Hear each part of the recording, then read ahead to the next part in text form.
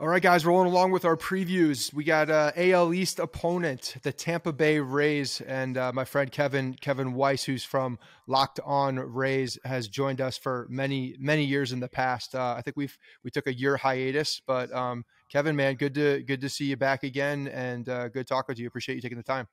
Yeah, likewise, and glad that the 2023 MLB season is afoot. It's been a while, so it's good to have games back in the fold again. Yeah, it is good. We're doing the previews. We've done a lot more previews this year because of the balanced schedule. We thought it would be a good idea to go and talk to some of the other teams in the National League and some of the other divisions as well. So we're actually, this is the first time we've recorded a preview. First time I've ever recorded a preview also after the games have already started. So I feel like my mind is a little skewed at this point, and I'm trying to turn that off after 3 games, but it's very difficult to do. So let's start in last season. Maybe that'll help a little bit. Tell me what you think happened last season with the Rays. Obviously, if anybody was watching, you could tell you guys got hit with the injury bug pretty good. So, yeah, just your mindset coming off of last year and going into the offseason. Yeah, you hit it right on the head. Injuries. And that's kind of been a theme for the Rays year after year, but definitely on the pitching side and definitely on the veteran player side. And then tallying off of that, the offense or lack thereof. I mean, this team scored basically 200 fewer runs on average compared to the year before, where, I mean, what they did the year before in 2021 isn't a realistic barometer for the Rays as far as runs scored goes, but they just took such a huge dip. And that was, of course, exposed in the playoffs, where over the course of, 24 innings of play against the Cleveland Guardians, that the Rays scored a whopping 1 run. So those were really 2 of the biggest issues for the team. And of course, as is always the theme with the Rays, youth and trying to work in some of those younger players, and those younger players who the Rays had expected big things from didn't really quite materialize as had previously with some other hot young shot prospects, if you will. So those were some of the reasons. Again, I mean, the Rays made the playoffs again, which even in the expanded format, still nothing to sneeze at or sniff at. I mean, this is a team that is now going for their 5th straight playoff appearance. So if you're a Rays fan, you've kind of been a little bit spoiled as of late. But yeah, a little bit of a letdown considering the team just won 86 games and was eliminated in a disheartening way in the wild card. How do you think the Rays front office approach to the offseason was? Because obviously you guys have some people coming back from injury, so you could make the case that a lot of the guys a lot of the inconsistencies were due to guys that were not there all year. So you're hoping that the health really does bolster a lot of the areas that you need to improve upon. But Zach Eflin, you gave pretty good contract to. What are your thoughts on the offseason, and do you think they did enough?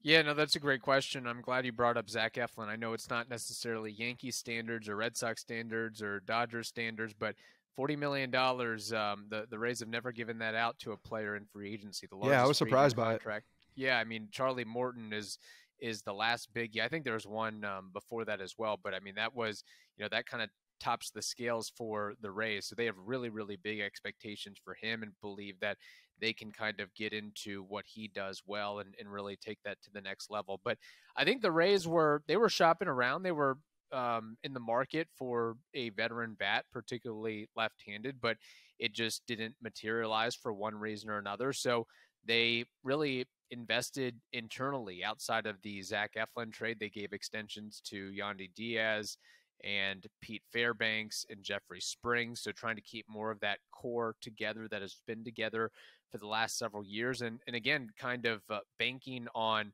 guys like Luke Raley and Josh Lowe to step it up. And Scott, as you mentioned, you hope that the Rays hope that guys like Wander Franco and Manny Margot and Brandon Lau can stay healthy for 130 to 150 games as opposed to 60 to 90 games. So that was a little bit of the expectation there. Again, I know that a lot of fans were upset that the Rays weren't able to sign or acquire a guy like Michael Brantley or Jose Abreu or even a Brandon Belt, or going out and trading for, say, a Sean Murphy.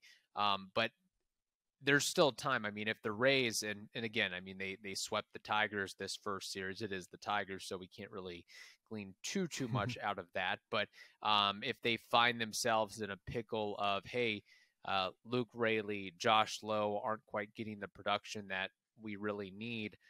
There's guys like Curtis Mead and Jonathan Aranda waiting in the wings. And the Rays also have, I mean, they're known for their depth. They're known for their deep farm system as well.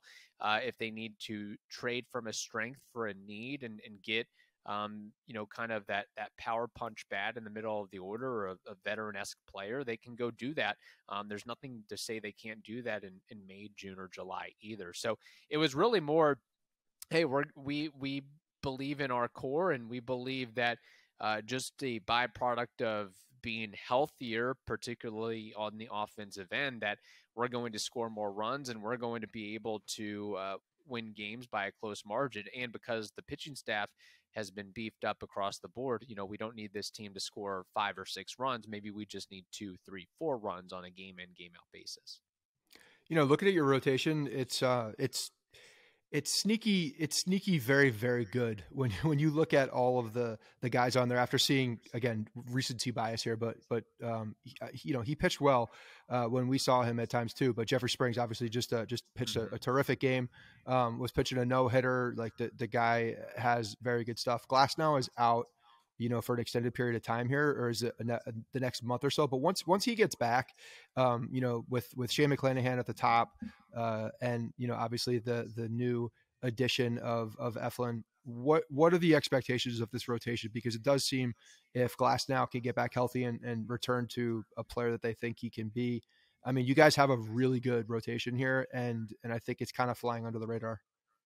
Yeah, I agree. I mean, it's definitely one of those true 1 through 5, and really the Rays can go beyond that too in terms of, hey, if you need to turn to Yanni Chirinos and maybe Josh Fleming or Luis Patino for a spot start, and it won't be long before Taj Bradley, top pitching prospect and arguably top prospect in the Rays farm system, would be ready and available. But it's definitely a rotation to salivate over, and one of those that, quite frankly, should make Kevin Cash's job and the coaching staff's job easy, and really the front office's job easier, in the sense of we don't have to play as many games of opener, bullpen day, and all this weaseling around. We can just set them up and roll them and see if they can get through 5, 6, 7 innings at a clip and roll from it like that. So I think that's really, really a great thing for the Rays going forward. Now, I will say that, hey, it's the Rays. It is baseball. Pitching injuries happen.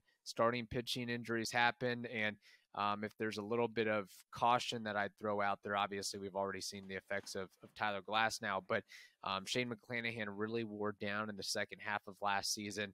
Drew Rasmussen and Jeffrey Springs, they were never accustomed to a workload that they were pushed through last year.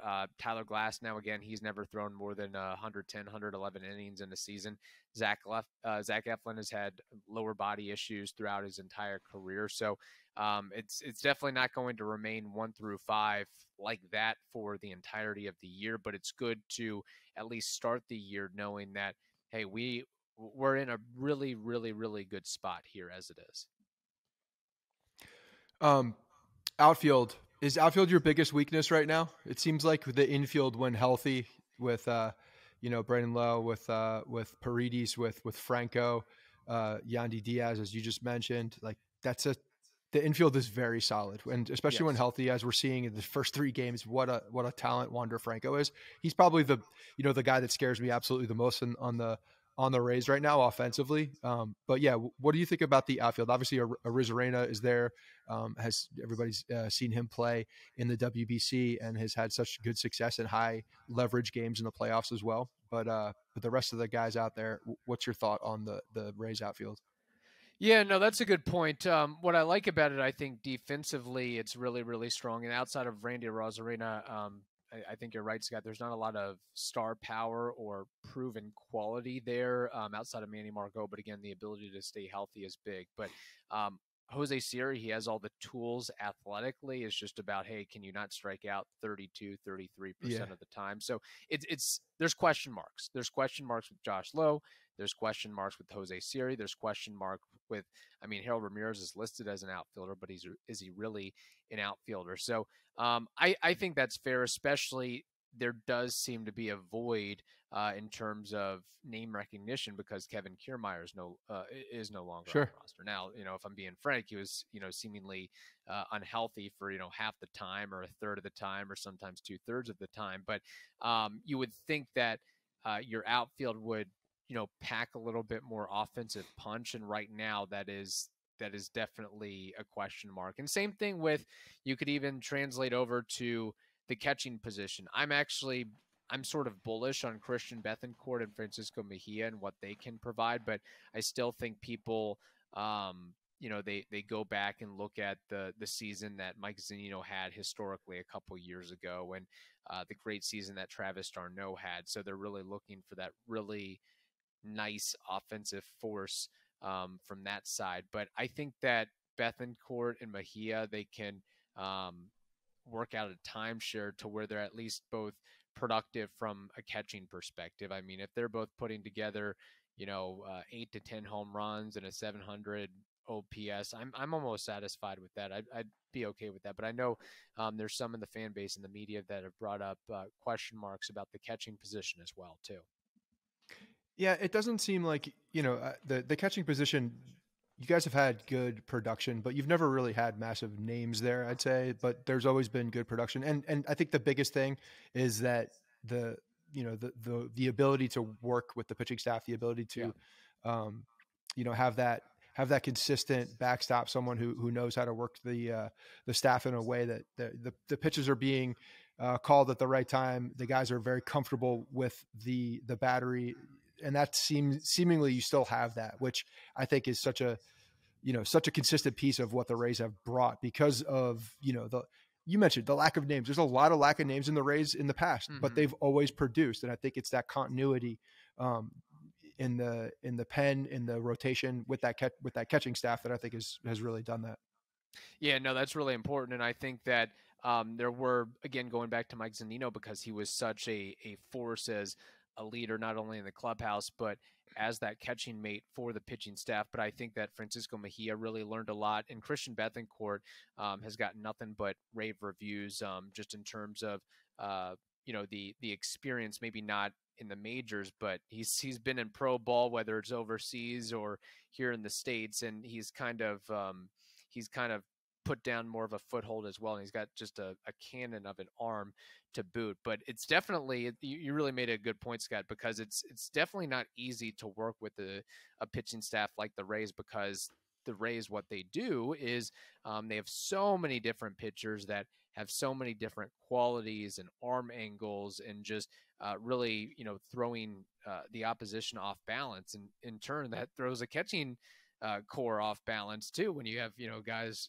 righty, lefty, sidearm, overhand, one guy throwing junk, one guy throwing 100 miles an hour, like just the types of pitches that these guys are learning in the lab, and being able to just block a pitch and stay in front of it is really important. And not to mention with all the relievers that the Rays will run through year in and year out. It's kind of like a factory in that sense, where, it's it seems like every month there's a new name or two that's in the bullpen, whether it's, via acquisition or via injury or via a player not really, a guy has options and you can call up another guy. So, you got a lot of different animals that you have to deal with if you're a catcher or a starting catcher or a co-starting catcher for the Rays. You mentioned a few guys already, but can you touch on them a little deeper and just and dive in on some of these young guys that you're talking about that either are starting with the club, or you think that are possible contributors this year on the Rays in the farm system right now? Yeah, no, that's a good question there. So, there's been so much hype about guys like Luke Raley and Josh Lowe coming into this year. And Josh Lowe last season, he had a couple stints with the Rays, never really could figure it out. And My understanding is he has a little bit of a better mentality this year and has made some changes with his swing and approach at the plate that he believes and the Rays believe can take him to the next level. But and Luke Raley is not really a young player by any means, but he's out of options. He's been on the 40 man for a while, and it's sort of like, hey, here's your chance, kid. You either take something with it, or we're gonna find somebody else to fill that void, whether it is a Jonathan Aranda or a Curtis Mead. And I'd really like to pinpoint Curtis Mead. I mean, he's the top hitting prospect for the Rays. So if one of the big infielders goes down, or outfielder for that matter, because Curtis Mead, the Australian-born player, he could be called sooner rather than later to fit the role, maybe in left field or at third base or first base or second base.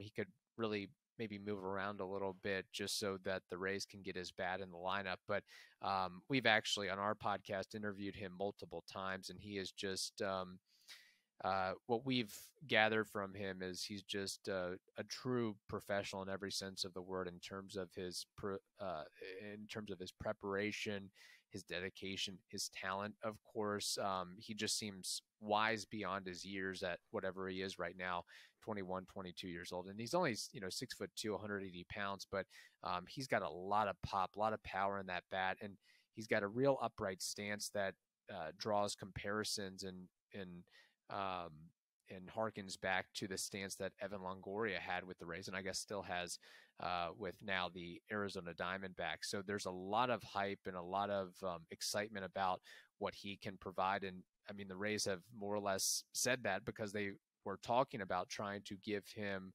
a contract extension before him playing his first game in the major leagues. So there's already been, it wouldn't surprise me if and they've done this with so many other players. Yeah, it's getting in very their popular. History. Yeah. So yeah, I mean, if you have like less than, 100 days of service time and you're pretty much guaranteed to be a star, superstar, all-star, whatever it may be, that the Rays are trying to extend you, whether you're a hitter or a pitcher. And it kind of started with the Evan Longoria contract back in 2008. But that would be the next guy. I would not be surprised if, by June, he gets the call up, one reason or the other. And I think he's like, I don't know about this year or next year, but just I think an average season from Curtis Mead would be, a 280 average with 25 home runs. That's the type of player that we're talking about. And what's crazy is that the Rays basically gave the Phillies a no-name pitcher to acquire him several years ago, and he was on nobody's radar. It wasn't like, oh my gosh, the Rays acquired this top-ranked prospect. I mean, he was really a nobody from Australia, like a true prospect, just a true lottery ticket, if you will. And he's in concert with the Rays really honed in and developed his skill set. His hitting tool is just tremendous. So that's a guy that I think that the fan base and everybody is excited for what he can provide. But if everybody on this roster stays healthy, if Taylor Wall stays healthy, if Isaac Paredes stays healthy, if Luke Raley stays healthy, if Yandy Diaz stays healthy, then it might be a little bit it might be a little bit more delayed, that call up for him. You guys lost some pretty important clubhouse guys, I'd say, and veteran leaders. Zanino, who you mentioned, Kiermaier, David Peralta, who is a fun, good guy in the clubhouse. Ji-Man Choi is another guy that's been, kind of part of the stable with the Rays for quite some time now. Who's stepping up in the clubhouse and really taking the reins of this team? And is that something that you're worried about at all? That's a lot of veterans to lose, especially with a guy like Kiermaier, who's been just such a mainstay. Yeah, Kiermaier especially. I mean, he's, definitely an OG player as far as that's concerned. He was really the guy that, he was that voice, that spokesman for the team at times in the media. And then, whenever the Rays won, he was kind of the party animal. Not really, that's not a right phrase, but he was the guy that, got things started in the clubhouse and was that uplifter, if you will. And I really don't know who that guy is or who's going to take that mantle now. I will say that Brandon Lau is trying to take more of that role, even though he's not the most vocal, outgoing type. It's more of that, hey, I'm here for you all if you have a question, or You need a tip about something, don't hesitate to come up and talk to me. And what Brandon Lau has said in some interviews is that, if he doesn't know the answer to something, or something that he's never really experienced as one of the more foremost veteran players now, he just texts or calls Kevin Kiermaier and asks for his advice, and then relays that to the player, the person that is asking him a question. So he's really trying to take on more of that brunt, if you will. And then Yandy Diaz, more so with the Wait, Spanish hold on. language He's still players. texting Kiermaier? That, yes, as of spring training, he was still texting Kiermaier. Yeah. And we're not worried about Kiermaier throwing some sabotage your way. He is in the division still. This is Yes, I loyalty's understand out that. the No, window at this point. I would have to think.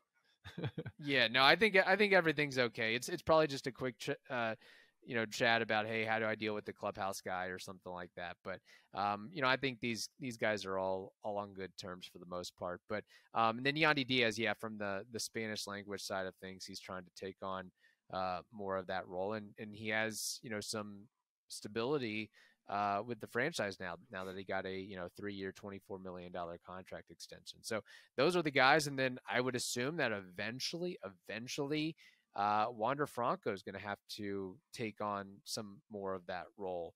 I don't know how comfortable he is with the English players as of right now, the English speaking players as of right now. But I would think as the 180, $220 million man, however it turns out at the end of the contract, the face of the franchise, that you might have to absorb some of those responsibilities as well. All right, Kevin. So this team is going to be in it at the end. It's going to be, in my estimation, it's the Yankees, the Blue Jays, and the Rays, all pretty tight. I think it's going to be a dogfight. I think these, all three of them have the ability to not only win the division, but take the American League crown and represent in the World Series. I think all three teams are at that level, and we'll see what happens. But what are your thoughts on the division? How do you think this thing shakes out? I'll get you answer that, and then I want you to get your thoughts before we get out of here on some of the new rules. Yeah, no, that's a good question. I've said I think it is going to be a dogfight between those three teams. If I had to guess, just off the top of my head, the Rays probably finish second in the division, and I don't know if they're going to quite crack 90 wins. I would say 88 to 89, but I think that they would make more of an impact in the playoffs than they did last year. So that's kind of my take on that. Some of I guess the issues that I have is, again, we have to see these guys stay healthy for one. Yeah. We have to see the young players be able to show and prove that they can handle it and handle the adversity over the course of 162. And then with the new interleague schedule, that means a lot more travel for the Rays. I mean, the Rays are going to travel as much as those West Coast teams, and as much as the Marlins. So I think, that could have some sort of negative impact as well, although that might be washed out just because you have fewer AL East opponents because of the more balanced schedule too. But it certainly isn't easy to, I think, travel, 40,000 miles over the course of a season either. All right, man. I was expecting you to say, 96 wins, staying healthy, but it sounds like you're in a realistic spot and you just kind of need to see it to believe it. You're in a different place as a Rays fan, I think, at this point. Yeah, no, I always try to, be as level-headed and as realistic as I can. Again, I think that, they still really didn't do much of anything to address the offensive side of the ball. So, just wishing and hoping guys can stay healthy. That's putting a lot of pressure on some guys, and even a guy like Brandon Lau, for example.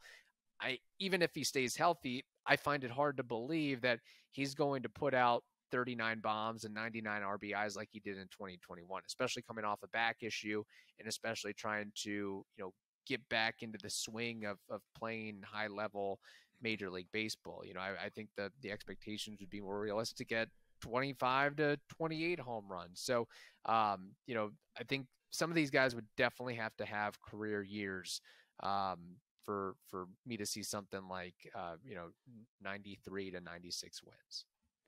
What do you think of the new rules? What do you think? Obviously, we've played a weekend of baseball here, and the The time of the games has certainly gone down. The runners on the base path are way more active. What are your thoughts? What are your thoughts on the amount of changes, and then the changes that they did make? Do you think it's a good thing, bad thing, No, I love it, indifferent? honestly. I've always been one of those guys that, hey, if you can give me a ball game that's over in 2 hours 15, 2 hours 20 minutes, I'm a happy, happy man. I went to some spring training games earlier, last month, and they breezed by, and I was like, man, I almost can't go and go to the concession stand. I'll miss like two Right. innings. I might miss some good action. So I'm enjoying it. I do like the more action and activity on the base pass. So anything um, to eliminate the dead time and when there's nothing going on, I think is a good thing. I mean, we're changing era. This is we've baseball and other sports have to evolve like we're evolving as humans. So at this point, I'm cool with everything that's been done thus far.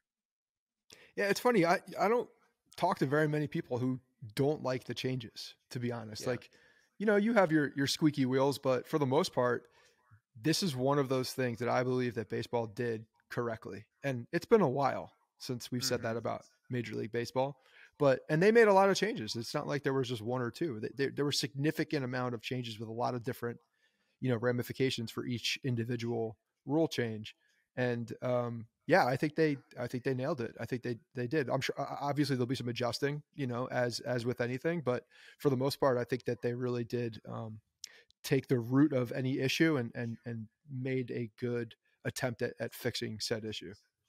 Yeah, I agree. And who knows, maybe down the line we see some unintended consequences. But as of right now, and I think it'll only be smoother going forward as, all these rules are implemented in the minor leagues and guys are used to them for, 3, 4, 5, 6 years. So when they get to the majors, it's not a culture shock. It's not, trying to drink from the fire hose. They're already accustomed to everything and they can just move in seamlessly. I know that, if I would imagine if I was a veteran player who's played the same way for 30 years, 32 years, that I'd be pretty upset in some semblance. But eventually, just like with anything, change is hard, but you eventually you adapt or die, or you adjust, and you figure out a way to push through. So if I think it's been something that has been talked about for years and years and years. You hear it all the time. Baseball's boring. There's not enough action. The games are too long.